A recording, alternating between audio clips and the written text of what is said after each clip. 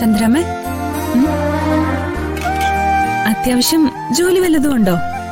ഇന്ന് ഞാനൊരു സ്ഥലം വരെ പോകുന്നുണ്ട്, അതാ. അതെന്താ ഒരു സ്ഥലം? എവിടെ പോകുന്നു? ദുർഗയുടെയും കിരൺചേട്ടന്റെയും സ്കൂളില് ഇന്ന് ക്രിസ്മസ് ഫംഗ്ഷനാ. അപ്പോ എന്നോടും കൂടി ചെല്ലാൻ പറഞ്ഞു.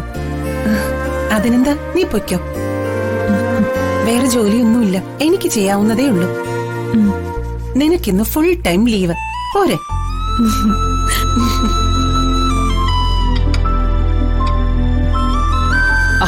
താൻ ഇതുവരെ റെഡി ആയില്ലേ?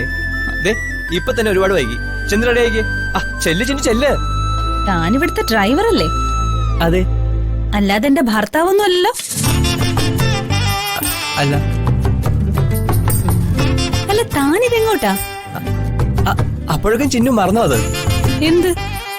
ഇന്ന് സ്കൂളിൽ ചെല്ലാന്ന് ഇന്നലെ കിരണിന് നമ്മൾ വാക്ക് കൊടുത്തില്ലേ, അത് മറന്നുപോയോ? നമ്മളോ? താൻ വരുന്നില്ല, എന്തോ തിരക്കൊക്കെ ആണെന്നല്ലേ പറഞ്ഞത്? പിന്നീട് ആലോചിച്ചപ്പോ തോന്നി പോവാന്ന്.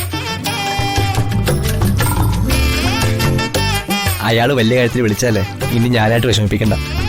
അവർക്ക് ഒരു വിഷമവും ഇല്ല. താൻ ചെല്ലാത്തതിൽ സന്തോഷിക്കേ ഉള്ളൂ. അത്ര മതിപ്പല്ലേ എല്ലാവർക്കും? അതുമാത്രല്ല കാര്യം, ഇവിടുത്തെ സാറിന് പോകാൻ പറ്റാത്തോണ്ട് എന്നോട് പോകാൻ പറഞ്ഞു. സാറിന് പോകാൻ പറ്റാത്തോണ്ട് താൻ പോവാനോ?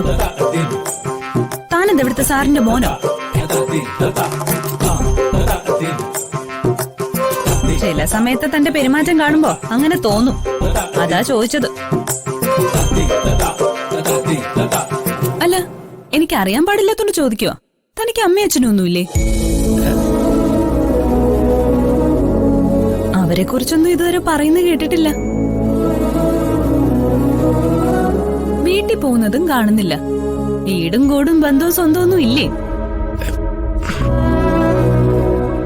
തന്റെ അച്ഛനെന്താ ജോലി?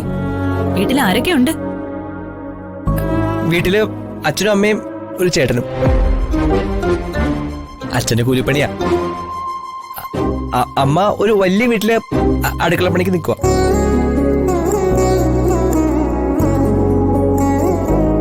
ചേട്ടനിങ്ങനെ PSC ഒക്കെ പഠിച്ച് ജോലിക്ക് നടക്കുക.